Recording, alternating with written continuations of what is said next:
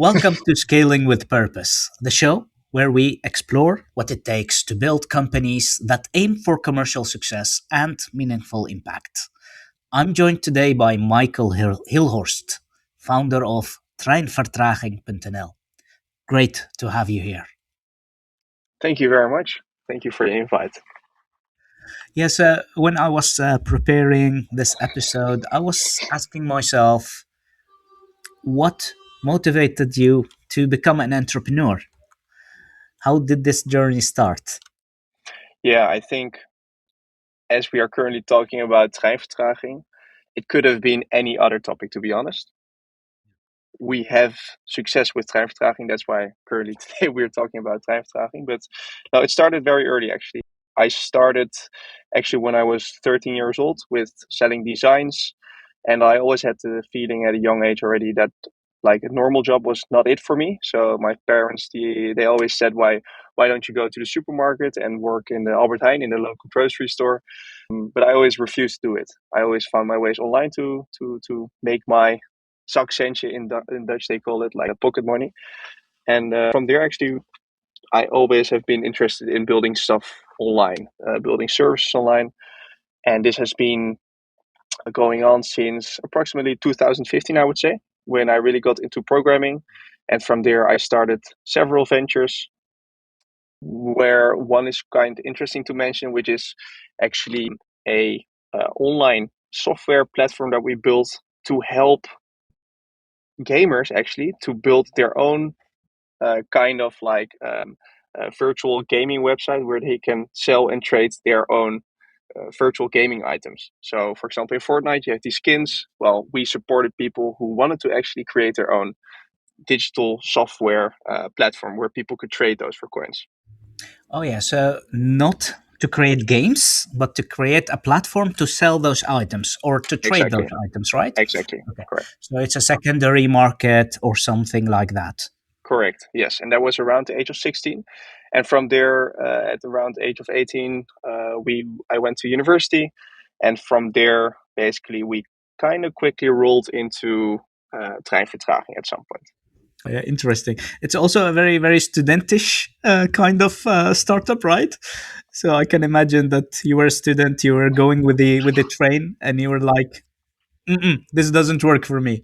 So tell me, how Correct. did that start? Yeah. So basically, me and my co-founder Dan, we both traveled to our university by train in the beginning, before we actually lived in the city of Utrecht where we studied. Oh yeah, And we did experience a lot of train delay, as we had to come from a small village and this train was often broken. And we wondered, why is it so hard to get your money back? Because we knew that it was possible to get your money back. However, we noticed that if you wanted to get your money back, you needed to fill in forms. Not only fill in the forms, but you also needed to know exactly at what time the train left, when did yeah, the train left, what time would the train have arrived. And all of this information is quite cumbersome. And from there, we thought, well, why not automate it? Because we both were computer science students or information science, kind of the same. And that was the moment we thought, well, why not automate it? And from there, actually, it started all. yeah. Beautiful. It's actually interesting what you're saying because it's a problem you have lived yourself, right? Yes, And I see that a lot of good startups start with a problem that the founder himself experiences.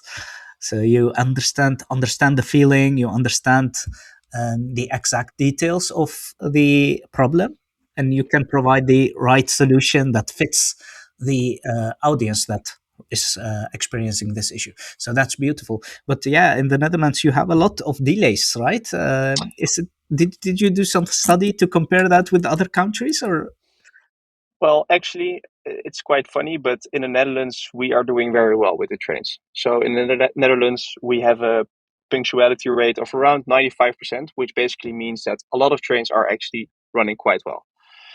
The thing is, however, the Dutch people like to complain a lot, and that's why there's some general sense around in the media or online or Yeah, wherever you are. Actually, people always try to blame the train operator in the Netherlands. However, compared to, for example, Germany or France or Spain, we are actually doing very well. For example, in Germany, we have around 1 in 3 trains that are delayed. So Oh, that's that's around wrong. 66% punctuality compared to the 95 in Holland. So I would say we are actually very lucky to have the NS in the Netherlands and that they're doing quite well. However, it can always be better. And I think we are here to make sure that we keep them sharp, basically. Yeah, that's beautiful, and I think it's about rights, right? It doesn't matter how many times it happens, but it's your money that you need to retrieve, and that is Correct. in the end what you're helping people do. Yes, correct. So basically, the where we are built on is a legal framework from the European Union, actually, which was created to protect passenger rights. And why was it needed? Well, if you look at, for example, the flight industry, where you have similar ruling, for example, you might be delayed on an airport and you have to wait for the next flight, which can take up to 4 hours or 5 hours of waiting time, and you would get compensated by the airline for this. Well, this ruling was not in the US. And if you actually compare what has happened in the US and in Europe, you see that the European airlines have been focusing way more on improving their punctuality rate and making sure there are less delays and less cancellations because they got punished, of course, with this regulation for paying the customer. However, in the US, you see that the delays are still very high. And that is because they don't have any incentive to improve this delay and cancellation rate. So the same actually is applied to the trains a few years later, and this regulation is the same across Europe. And this is something we also built on in the Netherlands. Yeah, beautiful. So there is some kind of accountability system in place that makes sure that the KPIs are not just numbers on a dashboard, but they are felt by these train businesses. Yeah, beautiful. Exactly. And Oh, yeah, so what I was curious about is, of course, you start the startup with a certain idea in mind, and then you see the world in a certain way, and then when you build a startup and it starts to run, then you could also evolve your thinking about the problem. Is that something you have experienced? Do you see the problem a little bit differently now in comparison with what you had in the beginning? so I think it has been a lot of trial and error in our run. And we started off the company basically having more interest in the technical side of things, meaning we like to make a good UI for the customer, make a very nice backend system. And it was also basically just some project we could work on to improve our own software engineering skills. Yeah. So it was very tech oriented.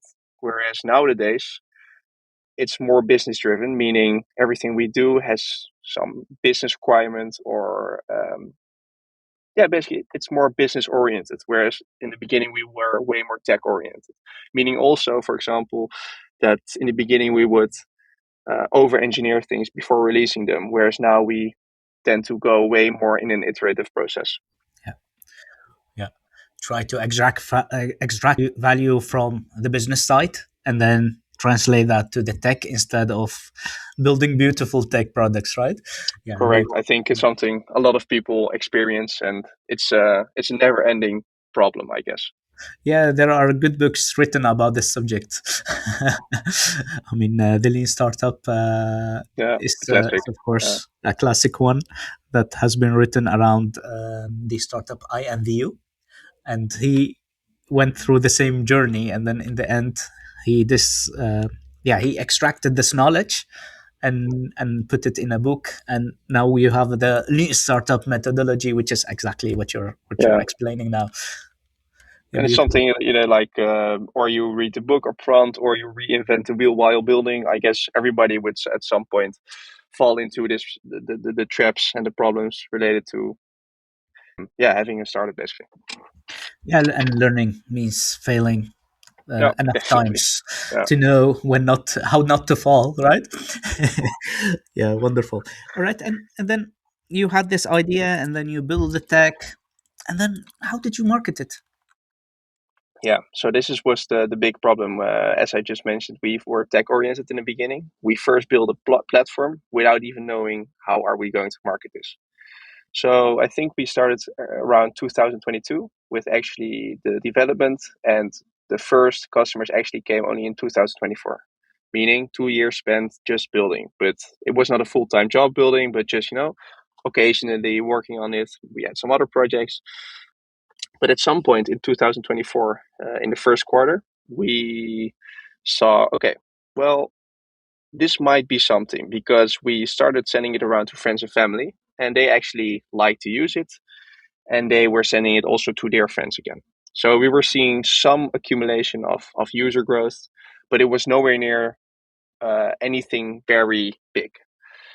So Dan and I basically thought, okay, how are we going to market this across a broader audience? And we didn't have any plan. We didn't have any experience with B2C marketing before, or paid ads, or any organic type of attraction. So what we basically simply did was just contact the newspapers, Oh yeah. just through the traditional channels, and see, hey, we are two students. If you're a student, you have some, like, they would are tend to help you a bit more. And we just came up with the story that we had, of course, with the trains. And from that point, we noticed that we found some type of way to actually get newspapers hooked upon our idea. So we would basically get into the newspaper team, look up all the people who work there. We try to pick the people who were like interns, because they were more tending Yeah. to respond to us. And we actually got some publications this way. And we would also try to use the FOMO strategy, meaning once a newspaper said, hey, we want to do this with you, another one would come. And we would say, hey, we had this newspaper item. It went quite well with this newspaper. Is this something you would also like to do? And this was actually really the first moment things started to, yeah, blew up. So from that point on, we started gaining new customers every day. And I think we reached around the 10,000 users mark within 4 weeks since the first publication. So the first publication till the fourth week, we had, I think, one TV appearance, 5 newspaper articles. So it was quite a lot of stuff happening in the first month. So this I would say, is really how we got our first 10,000 paying customers, I would say. Yeah. Yeah, beautiful. And I think, especially the idea you have, and that it's interesting for a broad audience. I mean, a lot of people go with the train in the Netherlands. I think that makes it also a little bit, uh, yeah, more potential to go viral. It has more potential to go viral because Yes. the audience is very, very typically, it's not a niche audience. No, it's a very broad audience. So the newspaper PR typically attracts a lot of viewers from the broad audience, and this is a beautiful way to market such a product. I like that. Yes. Yeah, I would like to add to it that quickly after we started noticing that traditional newspaper media outlets are not the way to actually grow. It's a Yeah, nice booster. However, we also learned very quickly that this is not the way to move forward, it's because we not noticed sustainable. it's not scalable. You don't have the luck that you will always be in a newspaper. There's always just this first time, of course, and people find the first time very interesting. And that was actually the second chapter of how will we grow further. So we had these news media outlets um, promoting us, but how can we grow further? How do we go from the 10,000 to the 100,000? So yeah, it was a good one for the first part, but for the second part, I would say we really focused on the big problem we had is a newspaper article would give us a spike in marketing. It would just gain us, like, 1,000, 2,000 new customers. But then the next day it would be very little again, because we didn't have any marketing machine running for scaling the system, basically. So that was the point we started learning about organic content producing online, through LinkedIn, through short content, SEA, SEO, all these kinds of stuff, like the known channels, is where we started to dig into and understand how can it work for us. And from there, we started doing paid ads, all kinds of stuff, which is what we still do nowadays. But it helps us at least to maintain a healthy user growth. So we try to grow still every day between the 100 and 500 users, so 500 customers per day. Quite a lot. Yeah, so we try to maintain somewhere like 300 is our aiming point. If we do below 300, we are doing bad. If we do higher than 300, we're doing good. So yeah, Yeah, that's exactly. how we grow. And of course, if we're talking about a big user base, then even a small churn will be a big piece. Will result in a large amount of levers, right? Yes. So the thing is, we don't have a lot of churn. Oh, We beautiful. actually have only a churn rate of, I would say, I believe it's under the 1%. So as you see, I don't even have the numbers in my head because it's not a KPI we need to focus on because it's very little.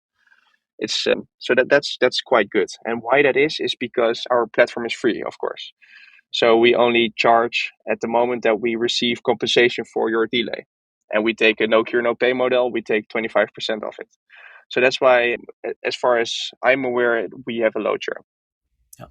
And then at the moment in time, you had to hire people. How did Yes. that go?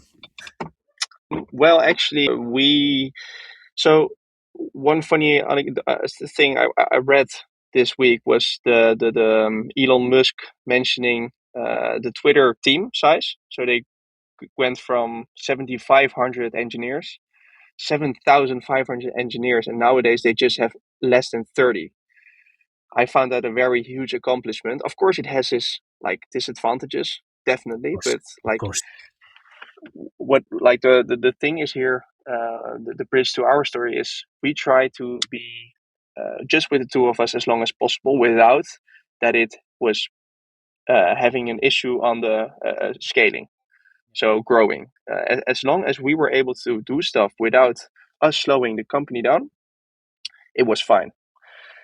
However, at one point, we had to make a choice. Are we going to stay in the Netherlands and just focus on the Dutch market and try Yeah, to grow our product here, or are we yeah, going exactly. internationally?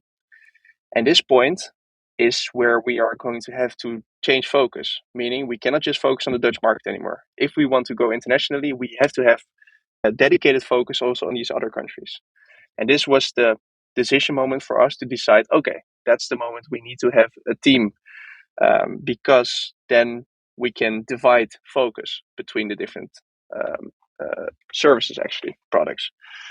So I would say this is the moment that we decide, okay, we need more resources. It wasn't ever an engineering decision or a commercial decision or a like a resource cost wise decision. No, it was because we are going internationally. We need focus on two different platforms. That's why we need dedicated people on both sides.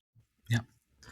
Yeah, it's actually very funny that you mentioned that, because what we actually do is we help our clients to create product teams.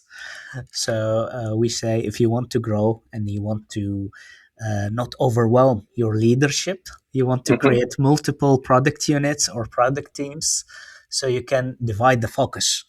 And actually, what you're saying is exactly what we are trying to educate people on. Is Hmm. that if you want to really grow and you want to be able to scale up without too much overhead or Hmm. overload in your leadership team, you want to be creating multiple product units or teams. So that's exactly what we do. Where my shift basically, it's kind of weird because as the CTO, basically, I have all the knowledge in me of the Netherlands as I built the whole technical product. However, we still decided that I should focus on the European development and still have another engineer taking over stuff in the Netherlands, which is, I think, feasible nowadays because the ramp up speed is very much smaller nowadays due to all the AI stuff we have available. So this ramp up is becoming less of a problem, which makes like puzzling who is going to do what easier. So that was a quite good like turnover point with AI, of course, and all the stuff together. We could easily say, okay, Michael, you focus on European platform. This guy, Dirk, his name is, will focus on the Dutch platform. Yeah, interesting. I think that's an interesting decision because it shows that you let's say, delegated the known and you started to explore the unknown yourself. You Correct. didn't Yes. delegate the unknown and kept yourself in the known. And I Correct. think that's a great, well thought decision there. Because if you would like delegate the unknown, then it would stay unknown for you, and Exactly. the new team member would need to first understand what you are already doing, and then extrapolate that to the new Correct. market. Yeah. Instead of doing that, you already took your knowledge to the unknown market, and you got someone to hold the existing market. So I Yeah. think that's a great decision. I think it's quite the opposite of what other companies do often. Often when you grow to another country, often like the leadership stays on the focusing on the market that's generating the revenue, of course, as that is the big one. And they're taking account managers or they're placing country managers into certain new markets to focus on. Of course, it depends also on like what type of scaling it is. Is it like just the sales scaling across the border, or is it also just building a new product? That's of course it yeah, it differs. It makes the context a bit more Yeah, important. and I'm very curious. Which countries are we talking about? Because I know you're in the Netherlands, but you're also in other countries. Correct. Yes, we also operate in Germany, France, Spain, Italy, and the UK.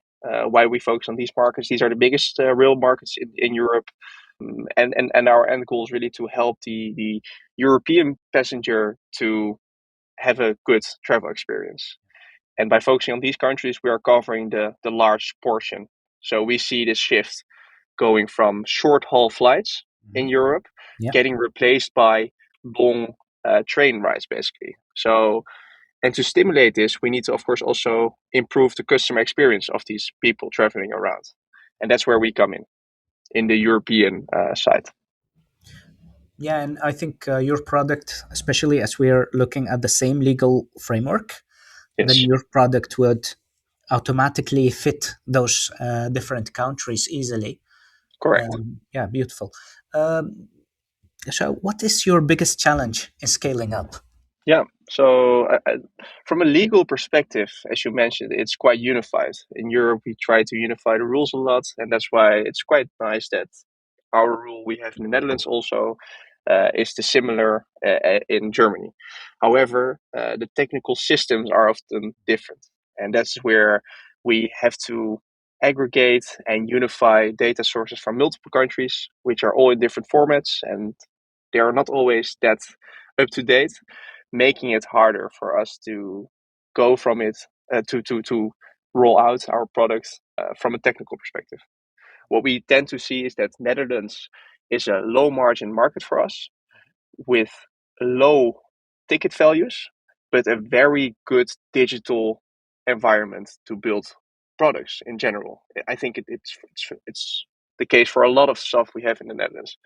However, if we go to Germany, we see we have high ticket prices, higher amounts of disruption. However, a lot less digitalization, meaning it's also harder for us to implement our product there. So there's also this problem, of course, in the Netherlands versus the other countries. But I would say that the biggest issue we have with scaling at this stage is making sure the technical systems are correct. But we are managing it quite well. So at this stage, what we do, we track every single train in the Netherlands, in France, in Germany, every 30 seconds.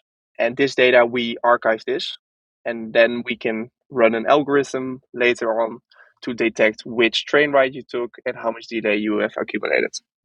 Oh wow, wow, that's super cool. Sounds like a cool tech challenge. I'm a Yeah, technical guy myself, so I get excited by hearing such challenges. yeah, Yeah, beautiful. Yeah, so and in terms of impact, so if we're talking about impact, it sounds like Germany is a very an interesting country to make more impact. So correct. how do you balance between impact and profit and your roadmap? How do you Yes. choose? So we are really in it for the long run, meaning we don't want to just be this transactional company who you go to for when you have a delay. We want to support the traveler in a broader way. This is our end goal. This is our north uh, pole star, North Star, basically, we aim for. So that also means that as we have this larger vision, which is not bound to the Netherlands, we have to make the choice: are we able to spend the money that we earn from our cash cow, basically, which is the Netherlands, to do this European growth? And therefore, the impact is more important to us than the revenue at this moment. And we don't mind taking a long breath, basically, to build these countries. Because often you see, if you want to do it correctly, you need to do one country at a time and really focus on that country. And we're now focusing on 5 different countries. So that's why the breath we have to take is quite long. Yeah, I can And imagine. but however, the return, if we are able to manage to help more customers in Europe, the reward will also be bigger. So it was really a turning point. Or we stay in the Netherlands and we build this company and we just make it, we try to maximize the margins and lower our costs. And then we would have a great cash cow there. That could be an option. But we decided, no, we are going to hire a team. We are going to basically generate loss just so we can grow in this international sector. Yeah, super interesting. And is that the KPI you're tracking? So the KPI we track is basically, from a technical perspective, can we set the system up? And from a revenue perspective, at what point are we going to generate this money, basically? So we have, of course, we cannot do this forever, of course. So we need to have some point where we see traction coming in from these other countries. So that's basically the Of where we course. are working towards. In the end, you need to keep the lights on, right? Yeah, exactly. Yeah, beautiful. Michael, I enjoyed our conversation a lot, Thank and you. I think our audience will enjoy this conversation too. So I think they would like to follow you to see where you end up in the journey, how many countries you will help to make the traveling by train more comfortable and better doable. So where can we follow you?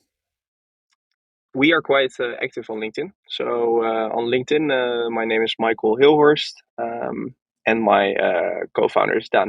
But we tend to post on my LinkedIn often. So we try to let people see behind the scenes. What are our struggles? Where do we accomplish stuff? But also what stuff related to trains. So basically, these 3 points we try to share as much as possible. So feel Yeah, free to follow. beautiful. Thanks a lot for the conversation, and we will chat soon, probably. Thanks. Thank you.